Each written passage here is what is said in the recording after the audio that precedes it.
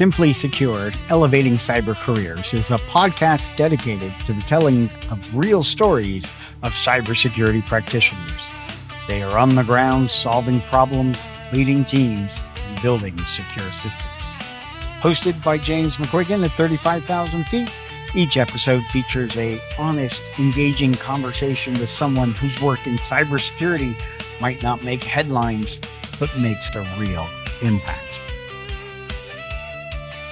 Hello there, and welcome to Simply Secured. I'm James McQuiggan, and if you're a returning listener, welcome back. But if you're new here, welcome. You've picked a good episode to start with. Now, Simply Secured isn't just a show about cybersecurity.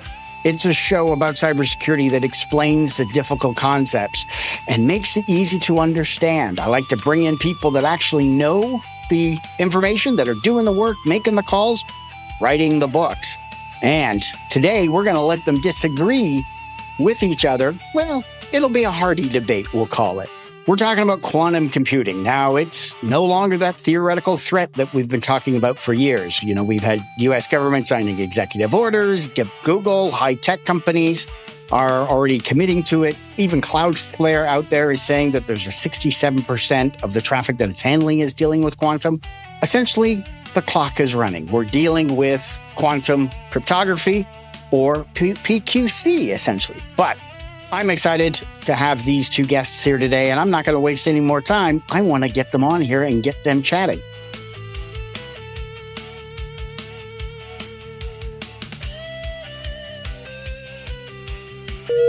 Ready for takeoff. So first up, we're going to have is Roger Grimes. Roger Grimes is a 32-year cybersecurity veteran and an author of 16 or 17 books, I think now. I know he'll correct me when he gets on here. But one of the books, Cryptography Apocalypse, preparing for the day when quantum breaks today's crypto. Now, he wrote that way back in 2019, and the industry is really catching up. Our second guest is Marin Ivezic. Marin is the founder of Applied Quantum. His professional services firm dedicates entirely to quantum technology, risk, and readiness. Now, Marin's been a CISO, a CTO for a variety of different companies, and he's written a lot as well on quantum security and post-quantum cryptography. And I'm really excited to have them both here on the show today. Gentlemen, welcome to Simply Secured. So glad to be here. Thank you, James. All right. So, Roger, let's kind of start at the beginning here. You wrote an article, as you do, a prolific writer online, always putting a lot of great posts out there. But you wrote one specifically a couple of weeks ago regarding qubits. So I'm just going to let you take it away and kind of share the story with us. Ever since Peter Shor announced his quantum algorithm in 1994, Shor's algorithm, we've been kind of waiting for the day when we would have what's now known as cryptographically relevant quantum computers that could break much of today's quantum susceptible cryptography, RSA, Diffie-Hellman, Elgamal, elliptic curve cryptography, and that sort of stuff. And my first book on the subject, that one you just held up, Cryptography Apocalypse, which, by the way, I hate the title. Wiley chose it. Didn't even have the word quantum in the title. I regret it's the last time I ever let a editor or a publisher pick my titles, but it had, even in that book, and that was written in 2019, I was saying it's going to be really hard for us to get to 2030, I think. And the U.S. government at the time was saying they thought that the cryptography break, or what they call Q-Day, was going to come, they thought in 2035 or longer. And in that book in 2019, I'm like, hey, I don't think it's going to be that long at all. I think it's crazy. And for a long, long time, when I would say that I think we're going to have Q-Day before 2035 or maybe by 2030, I was seen as a crazy man in the quantum industry. Like, I might as well be saying I believe in UFOs, right? I'd have people that didn't want to associate with me. But there have been a bunch of recent advances that it looks like the 2030 date's no longer quite as crazy as it seems. But yeah, a couple of weeks ago, I wrote an article. IonQ came out and said, hey, they had an earnings call back in May, and they said, we think we're going to have, tens of thousands of qubits. And by 2030, they think like 100,000 qubits or something like that. Not sure how many are going to be what's called stable logical qubits versus whatever. versus just physical qubits or whatever. But I wrote, hey, it looks like we're going to have, that IonQ and other quantum computer vendors are going to have, going to be able to break the cryptography. And I had this at the time, a stranger reach out to me and go, they did not say that. Number one. And number two, you're wrong. And I was like, what? And I went to Marin's website, postquantum.com, the best writing on the subject of quantum computers, the best writing on post quantum, the best writing and empirical. He lays out the best evidence, the best pathway to us getting these cryptographically relevant computers. And I had to say that possibly I'm wrong. And it turns out there's somebody that knows a lot more about it. And I had to say, I'm not worthy. And so I want to introduce Marin. So go ahead and say hello and give your side of it. Thank you, Roger, for a very kind introduction. Look, I have a blog. You have a whole library. I mean, coming from you, it's a big praise, and I really appreciate it. And I really hope I did not say outright on LinkedIn that you are wrong. That does not sound like me. I hope I did it a little bit more in a nicer way. But yes, I agree with you that 2030 is possible, maybe even likely. But that's not, in this particular case, that's not what IonQ or many other vendors are saying when you dig into their statements. IonQ said, we will be in a position to challenge the qubit count, which is great. They might be there. But the qubit count alone is not what's going to break the RSA 2048 or ECC. The CRQC, or the cryptographically relevant quantum computer that you mentioned, needs many other capabilities besides just the number of logical qubits. It needs to have the error correction. Those qubits need to be able to run, for 5 days, and so on and on. So there's plenty of other engineering challenges that need to be resolved before we get to the CRQC. I was amazed when I went to your website that you had identified 11 factors that it would take to make a cryptographically relevant computer. The most I'd ever seen anybody, like, forget quantum error correction. You came up with a whole lot of other factors that I had to tell you, I didn't know anything about. And you really educated me. I felt like I went from grade school quantum computers to college level quantum computers by reading your website. Well, thank you for that. And yes, I do have a CRQC quantum capability framework, which does break it down into 11 capabilities. And then I also try to summarize it into some kind of a 3 high-level metrics that would make it relatively easy for people to track the progress, to look at the number of the logical qubits, but also look at the error correction, or the ability for these qubits to perform the actual calculation, and for how long.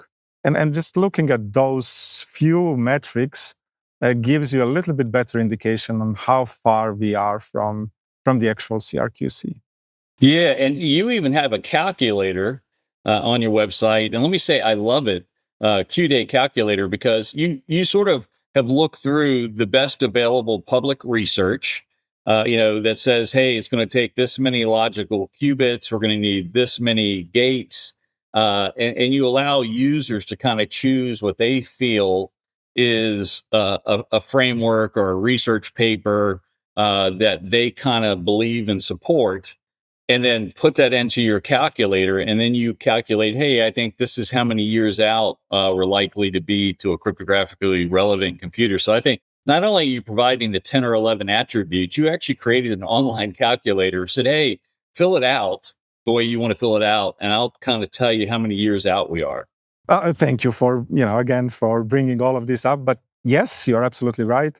And I think that's my kind of approach on everything that I write at postquantum.com, or the way I deliver our services. I want to have it all science-based and then facts-based. And then if anybody wants to make assumptions about something, I give the tools for people to make assumptions themselves and plug it in, rather than me making assumptions and giving it to the readers. And I think it's important because all this CRQC and the Q-Day conversation lately has become a little bit too much vibes based. Very strong statements on both sides from, quantum computers are already here or coming next Tuesday, to on the other side, quantum computers will never work. But, none of those sides have a strong scientific argument behind it, just the vibes. And I'm kind of trying to break through that and give some science behind all this. It's fun knocking around these acronyms, PQC, QKD, and then kind of that's where that argument was. Roger, you mentioned the creation of all these qubits. And the other thing, when people say quantum, the one thing that everybody freaks out is, oh my gosh, it's going to break RSA encryption. It's going to break the encryption that we have that protects and keeps our data secure and from anybody just being able to read it. Where are we now when it comes to the number of qubits that are available versus how many qubits are really needed to break all these encryptions that everybody's talking about? The first real quantum computer came in like 1998, 1999, had 1 or 2 qubits. And we've been kind of on this roadmap to more and more physical qubits. And let me say that you'll hear the term physical qubits and logical qubits talked about. Physical qubits would be, this is just the raw number that I can put in my quantum computer that can do some sort of manipulation calculation. But right now, these physical qubits are really prone to a lot of errors. I mean, matter of fact, I think it's the primary problem they're trying to overcome is I can create a certain amount of qubits, but there's all this error. And so we have to put these other, what they call error correcting qubits or error correcting technologies. And so you'll hear them, they're referred to sometimes as ancillary qubits. And I've seen counts of these ancillary qubits. So if I've got physical qubits, let's say I have one physical qubit that I want to, hold a 0 or a 1 or whatever, I have to put a certain amount of ancillary qubits or some type of error correcting technology around it. And I've seen over the years, I've seen estimates to, from 100 to 1 to 1,000,000 to 1 and the error correction, although it does seem like the error correction rates, if you even need qubits, have significantly come down. I've seen some technologies where it says we only need 1 or 2 or 10 or something like that. But the number of physical qubits, there's a bunch of vendors that have, let's say, between 64 to 128. IonQ said they're going to have a 256-bit qubit computer this year. And again, this is physical qubits, not logical working qubits. But they think that IonQ has a roadmap that's been out there for about a year that says they think they're going to have 10,000 within a year or two, and then on to hundreds of thousands, millions. IBM and a few other vendors have also said, we've also had these other types of what's called annealing quantum computers by D-Wave. They've had thousands of working qubits for years. But the annealing computers aren't the type that can break, or we don't worry about breaking the cryptography. It's these what's called universal gate computers. And right now, I think that if you have a computer, a universal gate quantum computer with about 128 qubits, you're probably on the higher end of the number of qubits out there. And at the same time, they're trying to decrease the error rate, increase the kind of logical stuff. But yeah, IonQ came out on the roadmap and said, hey, we're going to have at least tens of thousands of qubits by 2030.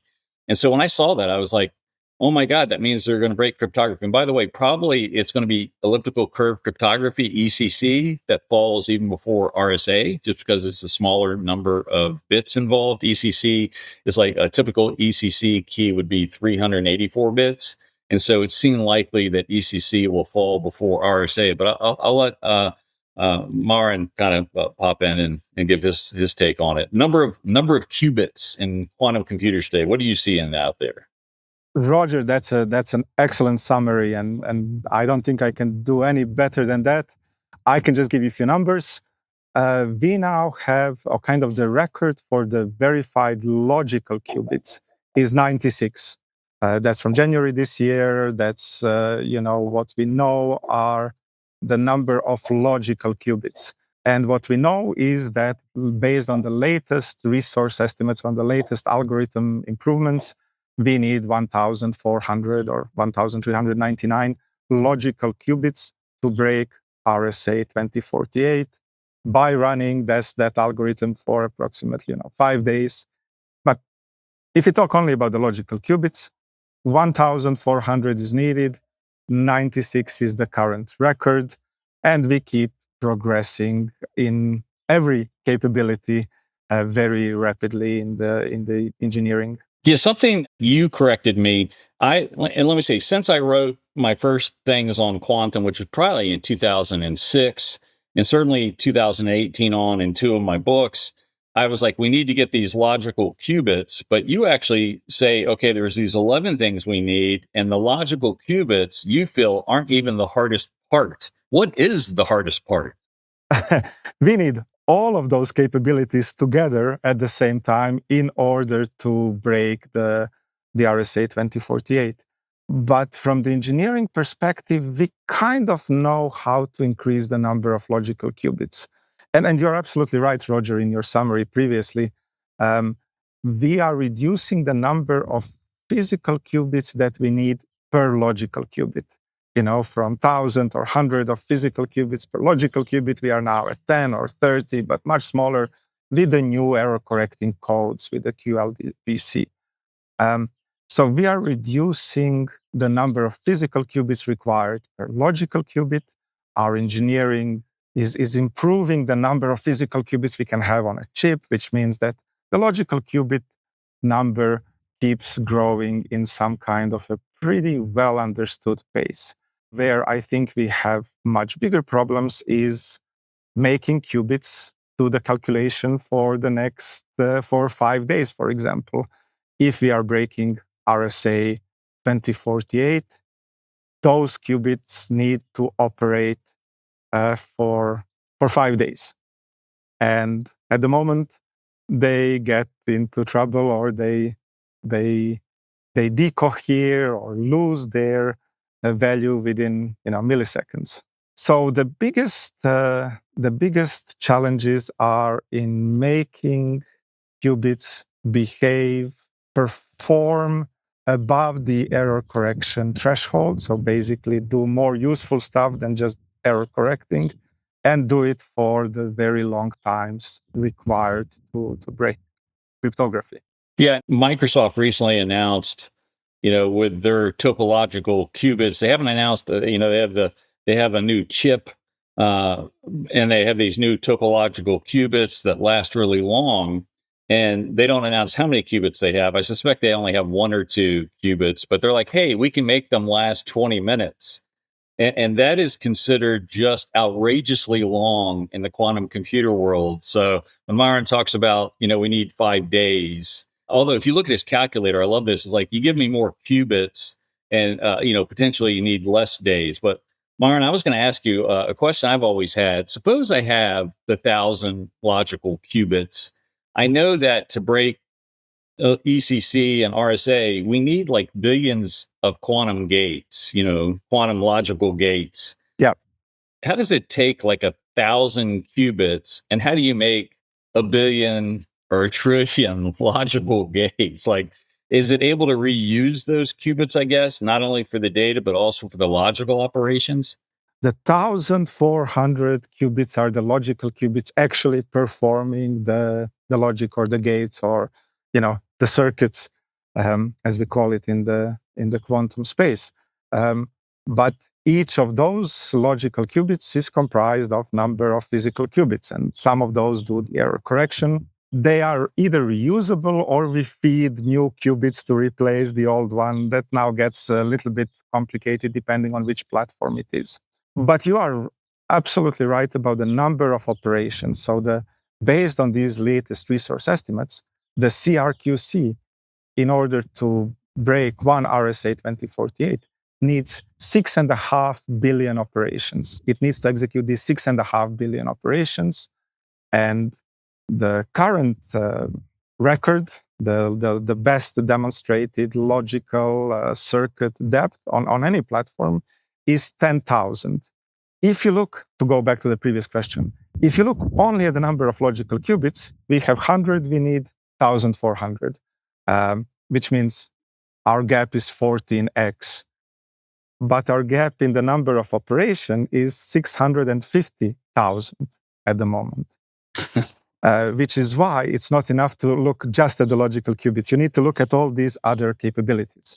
Now, before somebody, listens to me and thinks, oh, we don't have to worry, it's kind of going to take another 20 years. That's not what I'm saying. The engineering is advancing very fast, and we do have harvest now, decrypt later, and the migration takes a decade in a large enterprise or more. So most organizations are already behind, and if you haven't started yet, you do have to start right away with the migration. And don't just pick, one number out of all the numbers that I said and then think, okay, we are safe. We don't need to worry. So we know that here in the US, and a lot of CISOs and a lot of people that are listening know of NIST and know of NSA, and know that NIST created, or put out requests for PQC. But one of the things that I've kind of discovered in reading was NIST and NSA are looking to get organizations to favor PQC over QKD, knowing that the post-quantum cryptography is dealing with math, QKD is dealing with actual quantum physics. Do you think folks should focus more on KQD or PQC? Well, the latest executive orders and the Department of War kind of strategy and documents released just in the last few days are making it very explicit that the only thing that's valid is PQC, migration to PQC. No QKD, no some alternative approaches or similar. It's the PQC is the solution that they expect, obviously, the government and the critical infrastructure organizations to adopt. That statement about QKD not being the right solution is pretty typical in the West. So the UK, Germany, Netherlands, security agencies, they've all issued some similar memos or guidelines saying that QKD will not be accepted or recognized. You have to go for the PQC. But I started answering your question, and maybe we should explain to the listeners what is the difference. PQC, post-quantum cryptography, those are the replacements for the ECC, RSA, for all of the cryptographic algorithms or primitives that we used for the last few decades. PQC are now new approaches or new algorithms for the encryption. It's important to understand PQC are classical algorithms. You don't need quantum computers to run PQC. PQC is just a new version of RSA that is both resistant to quantum computers and to classical attacks. And most, or actually the whole world, is now planning migration from the classical cryptography to this new post-quantum cryptography, or the PQC. QKD is something completely different. QKD basically uses the quantum effects to very securely, or in an information theoretic secure way, to exchange the symmetric cryptography keys. So for the CISOs, for the cyber audience, you would understand PQC is a replacement for the asymmetric cryptography. QKD, potentially, if we can transfer symmetric keys in an absolutely secure way, then lots of our cryptography problems are solved, and we can just use symmetric cryptography. QKD, however, is not ready for prime time yet. It's a very valid research field. We do have it running on some very limited networks, but it has various limitations in the operations. It doesn't go that far. The length that we can use, that we can exchange the keys on, is quite limited. Even though the core key exchange is information theoretic secure, the actual implementation, the side channels and the systems that will execute the QKD are vulnerable like any other systems. So there is quite a few challenges with this QKD idea. Yeah, I might actually disagree a little bit. There we go. QKD has been out being sold since 2001. And they've got probably the major problem with QKD is that you have to provide, you have to buy two pieces of hardware equipment to transfer it across your network. So for each network segment, you've got to buy this hardware. You also have to have either what's called dark fiber, which is this fiber optic cable that's not being used. That would be preferred. Or if your fiber optic cable is being used by something else, there has to be some sort of, bandwidth available, and it's not quite as clean. The distances have improved on QKD to where I think I've seen up to 150 kilometer segments, what's that, 93 miles or something like that. But it's like one of the most proven quantum technologies. I mean, again, they've been selling it since 2001.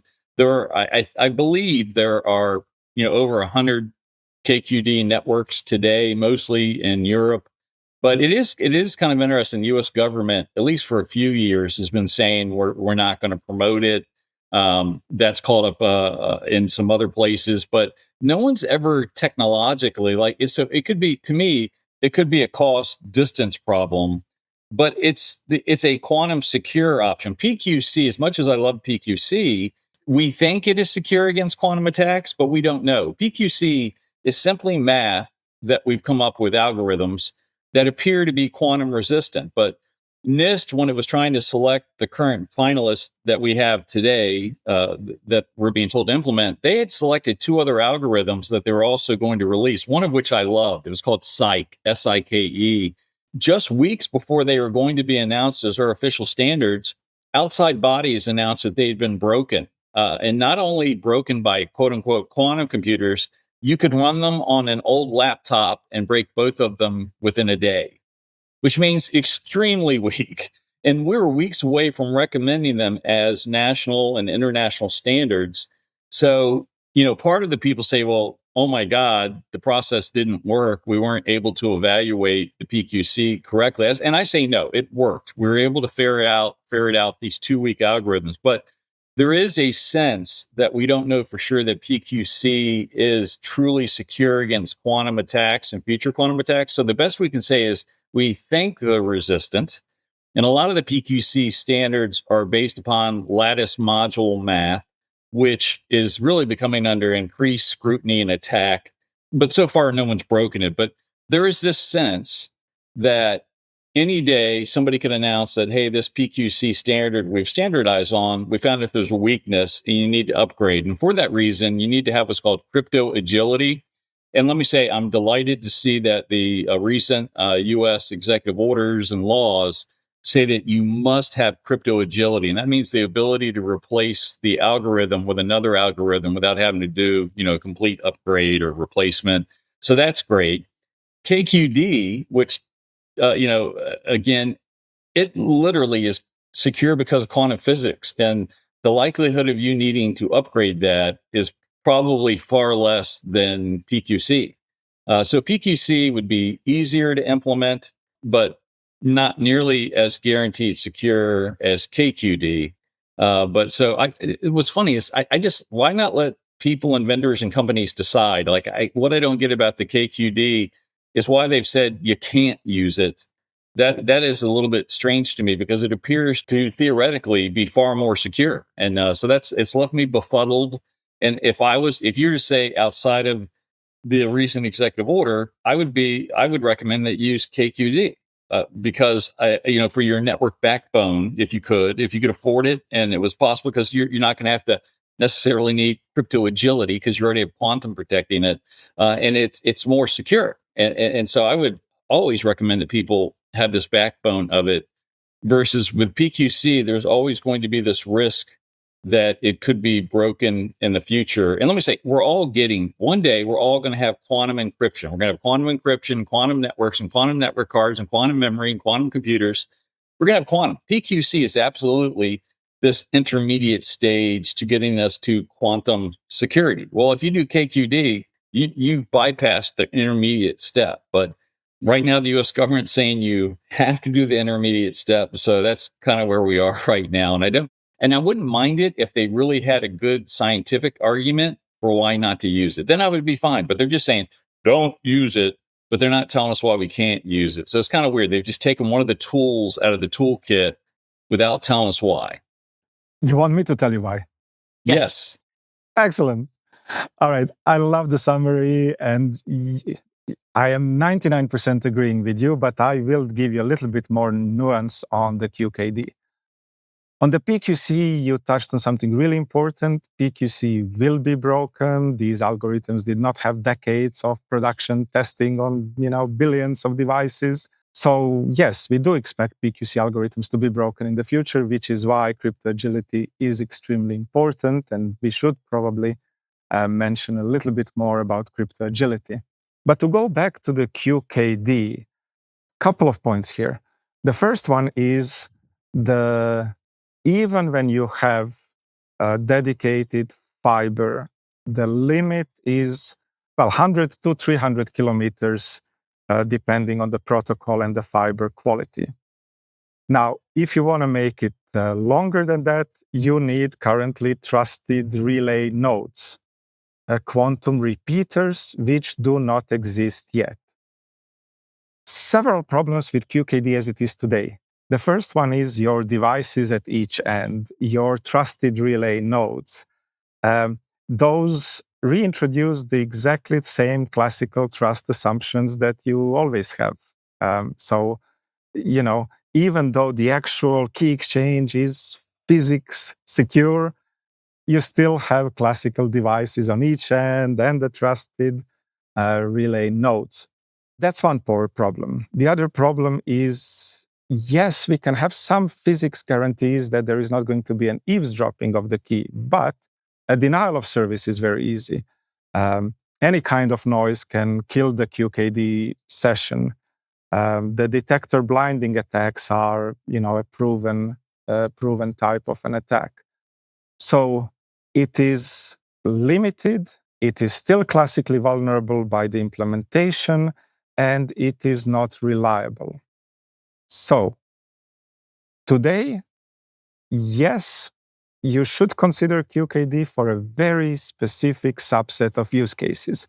I don't know, from a bank headquarters to a backup data center 50 kilometers away. Yes, you can use QKD. For certain use cases, it makes sense even today, but those use cases are very limited. And I think in the West, the kind of the government, the intelligence organizations are saying, just focus for the PQC. You'll have plenty of trouble with it for the next decade. We'll do QKD later. Now, speaking about QKD, what's really interesting is that the perception and the investment in QKD is very different in some other jurisdictions. China leads the world in QKD. They have deployed QKD on a large scale, on thousands of kilometers. They are investing much more in the QKD research. India, Singapore, and similar jurisdictions are kind of allowing or advising companies to do PQC, but also to look at QKD. Europe is investing more in QKD research than US apparently is. So there is a bit of kind of discrepancy on how different countries consider the importance of QKD.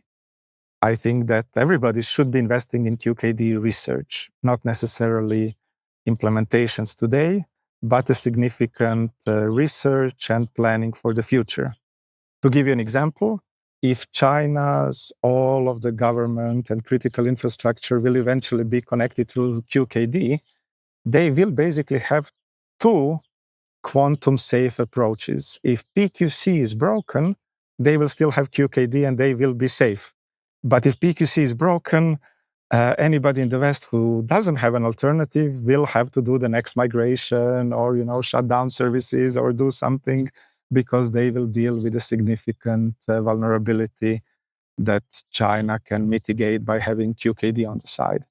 So don't lose your sight of QKD, but it's not yet ready for 99% of the use cases. Yeah, that was a great latter point, that it's, an additional solution, backup or primary. Although when you're talking about the denial of service attack, well, the denial of service attack can be done to the regular classical PK. I could disrupt your PQC, channels as well. So I would call that a wash.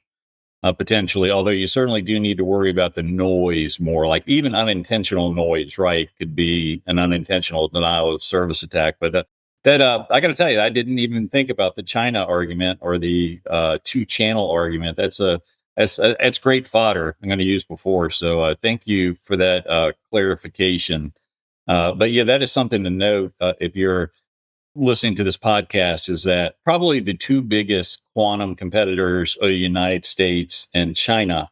And there's this general sense that the United States leads in many quantum technologies, quantum computers in particular, which is the big one, and trying to get to a cryptographically relevant computer, quantum sensors, and lots of other things. Where China is seen as ahead of the U.S. is in quantum networks.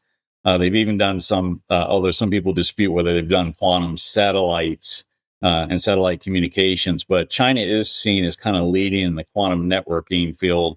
And there's this race, right? America is committing billions and China is committing billions. And in China, the average person can actually tell you what quantum is and the leaders of their quantum industry. Whereas in America, if I say the word quantum, most people are thinking Quantum Leap, the television show from the 1990s. In China, it's really seen as this competitive threat or advantage. There's a nationalistic pride around it. And those, even though there's lots of other countries that are trying to get different quantum devices and quantum computers, and let me say most of the quantum research teams are multi-international teams. There is this big fight of America versus China and each other's allies. Although, and it's funny, we're spending billions and they're spending billions, but $1 billion goes 7 times further over in China than it does here. But those are the two main competitors. And, if China was to announce that they have a cryptographically relevant quantum computer, it would be a surprise, but it wouldn't be as shocking as some other country that no one's ever really heard about, even though there's lots of quantum research all around the world. I see a lot of it out of Australia and even New Zealand, and they're working on what's called photonics, which is trying to create quantum devices with lights and stuff. And again, it's not only all just quantum computers, although that gets all the news, but there's quantum devices. Like there's such thing as a quantum GPS that we already have today. Like with GPS that we all use to travel and stuff, it tracks you within a meter or so, when you're using your car. But the quantum GPS supposedly could tell you how many inches away you are from the car beside you, in the lane. And there's quantum sensors and just all kinds of other quantum things besides quantum computers. And everybody's competing to see where they can get. But it's funny, quantum computer certainly takes up all the oxygen because of that Q day. Everyone's waiting for Q day. But I will, and one last thing as I talk, I think Q day is really, people need to do post-quantum projects. And Marin's website has some of the best frameworks for how to do a post-quantum project I've ever seen. Prior to going to the post-quantum website, I felt like I was one of the top leaders in how to do cryptographic migrations. I still feel that way. I've done hundreds of cryptographic migrations in my life. No post-quantum because people aren't doing them yet. But PQC and Q-Day, so switching to PQC or KQD, getting post-quantum, as they call it, that's probably going to be here and gone, certainly within 10 years, but probably within the next 5 to 7. Like you're either going to be post-quantum or you're not, right? And you may not be able to survive if you're not post-quantum. But within 5 or 7 years, every organization in the world, every computer, every service, every cloud will be post-quantum. And that problem will then be gone. And then we're going to start finally going, okay, what can we do with quantum computers and quantum sensors and quantum services, quantum networks and quantum memory and all this other stuff? So just know that the PQC thing that we're all working on is a big, hard problem, and we need to get past it. But one day it will be something we remember, just like Y2K, that, hey, we were able to update all of our computers and systems and we got past it. And now we got to figure out what we can do. And I think all the stuff that quantum is going to bring us is fantastical to me as AI, meaning there's all these things we don't know about. There still needs to be more quantum algorithms invented. But we're going to have lots of things that we were never able to have before because of quantum. We're just touching just the tiniest tip on the iceberg about what quantum is going to bring to us, besides just concentrating on quantum breaking QKD stuff.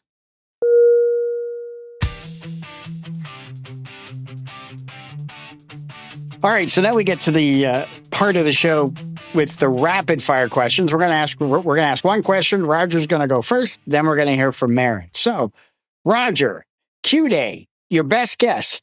When does it actually happen? Within a year or two of 2030, and I'm going to say in either direction. Okay. PQC algorithms. Are we confident enough in the current NIST standards, or should organizations be concerned? I think it's always right to plan for a second plan. So crypto agility. PQC algorithms, NIST is the best we have. NIST started first. It did the most thorough testing out of any other, cryptographic organization globally. It's the best we have. But as Roger said, you have to plan for crypto agility. PQC algorithms, some of them will get broken sooner or later. In 10 years, will QKD be a mainstream enterprise security tool or a niche government and critical infrastructure concept? I think it's going to be a mainstream for network backbones. I agree. It's going to be mainstream. What is one thing you wish more CISOs and cybersecurity practitioners understood about quantum security that they're almost not understanding or not getting at all? They need to get their post-quantum projects started now. I agree with that, but I'll say why. Because the post-quantum migration takes 5 to 15 years for a large enterprise. When Roger said 5 to 7 years, that was too optimistic. If you need to understand every single cryptography use in your estate and you need to do something to mitigate the quantum risk, those projects are, and this is peer-reviewed research, take 5 to 15 years. If 2030 is the QKD and you haven't started yet, you're in trouble. Okay, so we're going to leave it with an action item for the CISOs. We're talking about post-quantum projects, get them started now. But outside of that, if a CISO is listening and they've got to hit that 2030 deadline, they've got a finite budget, as we all do, and the board has just heard the words quantum computer or have heard this podcast, QKD, PQC, what do you tell them about QKD? Do you evaluate now? Do you wait? Or do we skip it entirely? I think it's time to jump into the pool. Skip it for now. Jump in the pool or skip it for now. All right. Well, good info from both of you. As we wrap up, Roger, any final thoughts? Yeah, just going to say, if you have not started your post-quantum project, you're late. You need to start it and get your data protection inventory done, where you know what cryptography is currently protecting your most valuable data. Good to know. Marin, anything from you? I think I want to address 3 very common myths. You can start PQC migration today. PQC are classical algorithms. You don't need quantum experts, quantum computers, or anything to start the cryptographic migration. Second thing is, you can start with your own team. You have cryptographers, you have cybersecurity professionals. Just get started. And the third thing is pick your most critical systems and start today. There is nothing stopping you. The third myth is it is not a vendor problem. Lots of CISOs think vendors will give them just a Tuesday patch and they will click on upgrade. That's not the answer. It's still your accountability, and you need to understand where you have cryptography and how to mitigate the risk. Well, hopefully 10 to 15 years from now, we'll be looking back and kind of like, as Roger mentioned earlier, kind of like Y2K, it's not, we were waiting on the vendors, but here, this is something we have to take action ourselves. Roger, Marin, this has been a fantastic conversation. I want to thank you both for taking the time, for coming to chat and have a little debate here on Simply Secured. I'm excited. I'm looking forward to seeing where we go, where organizations go with their post-quantum projects. For everybody else that's listening, thank you very much. And thanks for stopping by.